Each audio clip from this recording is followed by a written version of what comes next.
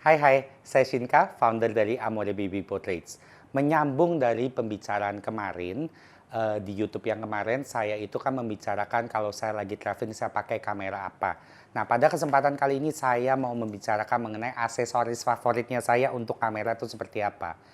Nah, kita mulai dulu ya dari next step ini. Jadi kalau kita beli kamera itu biasanya sih step itu udah pasti selalu dapat.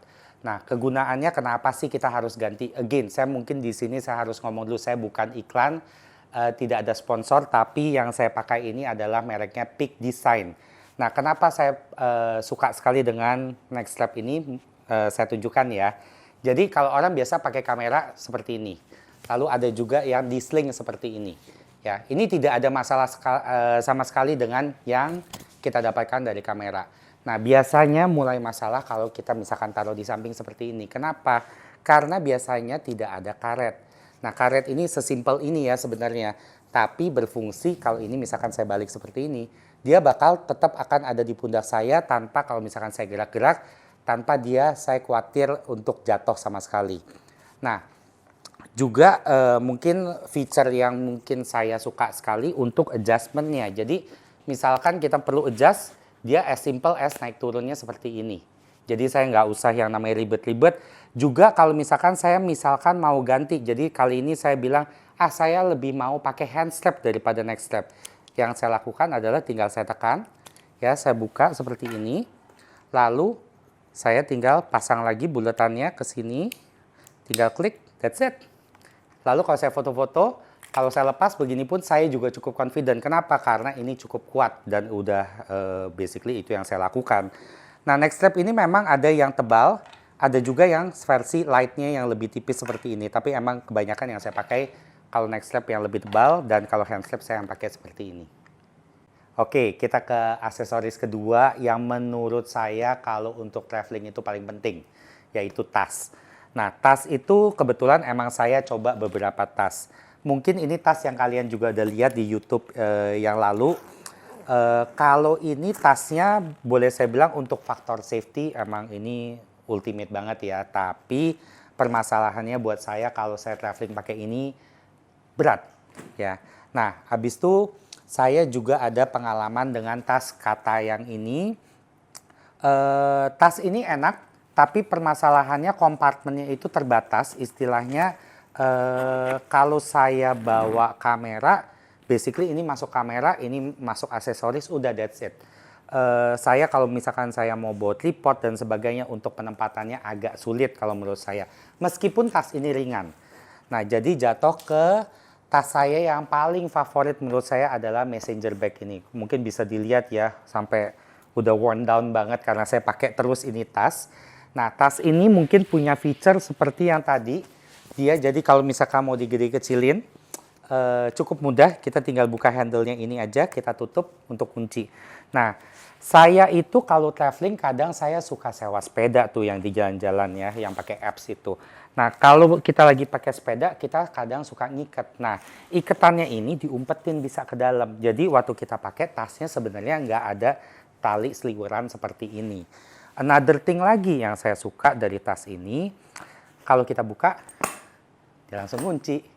Ya, jadi saya kalau sampai kebuka, kadang itu kalau tas buka tutup ini yang kita paling yang kita suka lupa adalah kuncinya ini.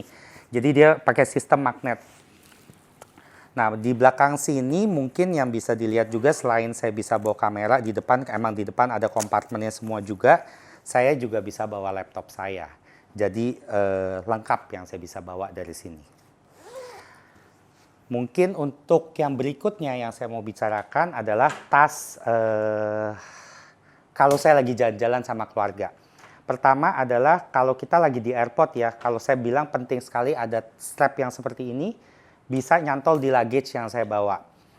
Nah, tapi sebenarnya ini adalah kalau saya bilang adalah backpack.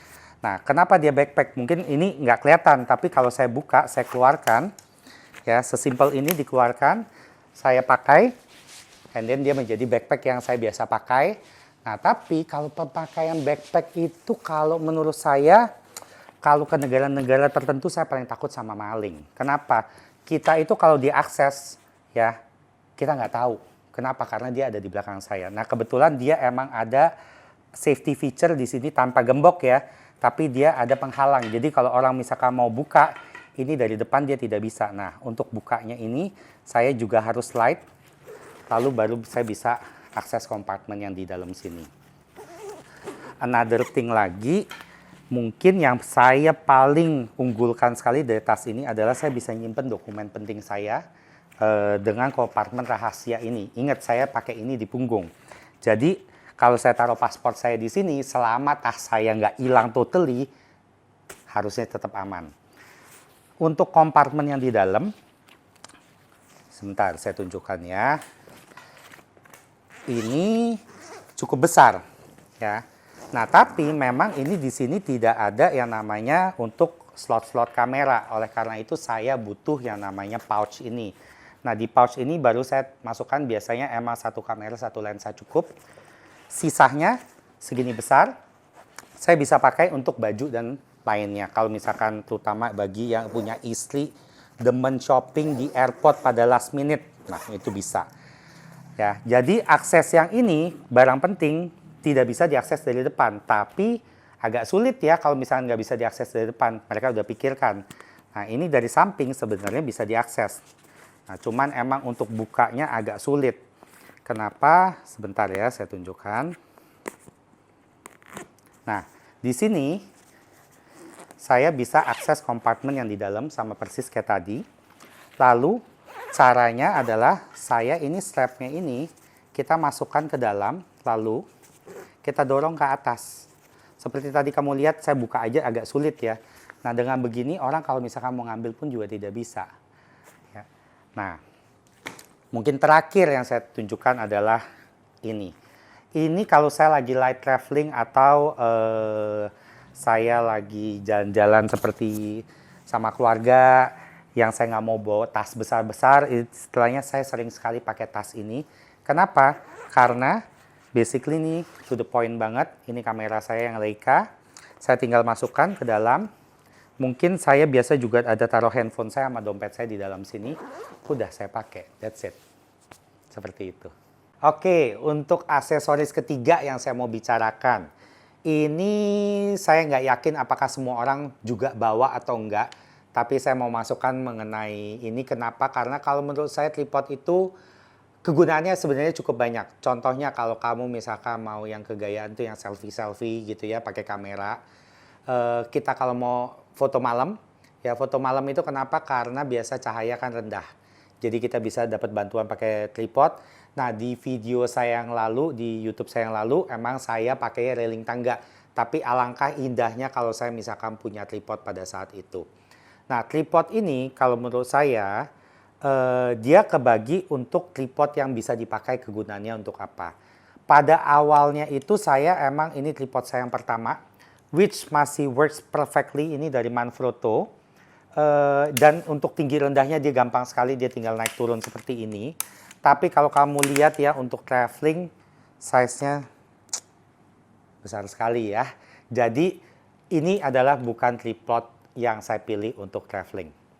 Nah, search-nya adalah untuk tripod traveling saya jatuh lagi, fanatik nih ya saya ya. Peak Design lagi. Kenapa? Nah, saya mau tunjukin. Kamera ya masuk, kunci kamera adalah di sini. Segampang ini dia masuk ya, tinggal klik ya.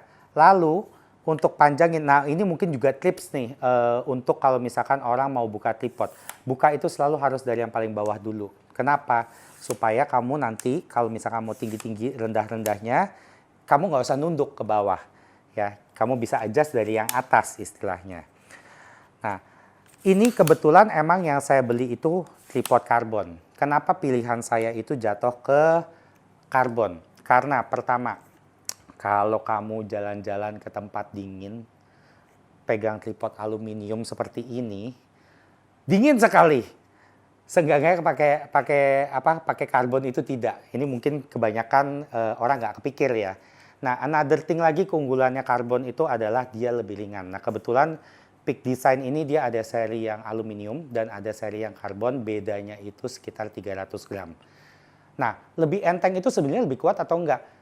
Sebenarnya iya, jawabannya adalah lebih kuat. Tapi kalau saya cari-cari di websitenya sih memang dia disuggest untuk berat maksimum 9,1 kilo bebannya. Nah, untuk misalkan tripod ini dipakai, dia juga bisa ya kakinya sampai kalau kita butuh yang datar banget. Untuk headnya apakah dia the best? Mungkin enggak, tapi untuk practicality-nya iya. Ya dia headnya masih pakai ball head juga, dia ada sistem lockingnya juga. Lalu kalau misalkan kamu di foto yang agak berangin, ini dia punya cantolan. Biasanya kalau sama saya suka cantolin tas saya. Ya nggak terlalu berat juga sih, tapi dia akan membuat ini jadi jauh lebih stable. Nah, karena dia karbon juga dia damping vibration. Nah, itu dia akan lebih baik dibandingin yang aluminium. Another thing lagi yang saya suka dari feature yang ini adalah kadang itu bawa tripod itu meskipun bedanya orang bilang gila ya bedanya cuma 300 gram dengan yang aluminium tapi beda harga sampai 3 juta. Keunggulannya apa? Keunggulannya adalah pertama, selain dia ringan, ya, kalau kamu percaya sama saya, kalau kamu misalkan pergi hiking, udah ngerasain bawa tripod, beda 300 gram itu matters a lot loh. Ya, nah dari bedanya situ, selain itu kalau misalkan keberatan, ini juga masih bisa diringankan lagi. Sesimpel adalah dengan saya membuka klip yang ini, ya, saya tarik, dia jadi tripod pendek. Tapi emang kalau misalkan saya lakukan seperti ini, dia tidak bisa ditinggikan lagi. Ini kebetulan harusnya ada karetnya, tapi saya tidak beli aksesoris karetnya. Lalu di sini juga ada dia punya kunci L untuk memasang dia ke ke kamera setiap kali. Nah, jadi dengan demikian saya menyimpulkan kalau ini adalah tripod yang saling sering saya bawa kemana-mana dikarenakan dia ringan. Dan kalau dia dilipat juga space-nya actually cukup pendek. Dia kalau nggak salah itu sekitar 37 cm dalam keadaan seperti ini. Tinggal dimasukin ke tas yang di samping aja yang tempat botol minum tuh. Tripod ini punya feature rahasia. Aneh ya, masa ada feature rahasia. Nah, kalau menurut saya ini rahasia kenapa? Karena tempatnya aja kecil kayak begini di belakang. Bukan di belakang, di bawah. Nah, ini gunanya untuk apa? Buat yang demen selfie, kalau misalkan selfie, jadi kita bisa, saya pasangnya kebalik. Nah, sesimpel ini, kita taruh handphonenya di sini, udah jadi tripod selfie. Nah, konsepnya itu kalau beli tripod itu, buy nice or twice. Kenapa? Karena tripod itu kalau misalkan yang kurang baik, biasanya dia suka goyang-goyang kalau kameranya berat. Kalau dia nggak goyang, kalau tempat kamu berangin, dia jadi goyang juga. Jadi intinya kalau tripod, kalau saya, mendingan kita harus cari yang semampunya kita, yang terbaik dari situ. Dan kebetulan emang saya, kebetulan di studio ya, kita pakai, jadi saya bisa mewujudkan tripod impian saya ini. Nah, kalau saya misalkan lagi hiking yang kita ngomong, oke, hiking yang sampai nginep dan sebagainya, bawa ini pun juga kadang nih masih berat, ya. Jadi apa yang saya bawa? Kadang saya bawa cuma tripod sekecil ini. Kenapa? Karena kadang saya mau foto tuh yang namanya air terjun supaya dia jadi kayak kapas. Again itu harus disupport dengan namanya ND filter supaya dia bisa lebih gelap. Jadi kita bisa pakai slower speed. Tapi itu untuk diskusi next time ya. Terima kasih.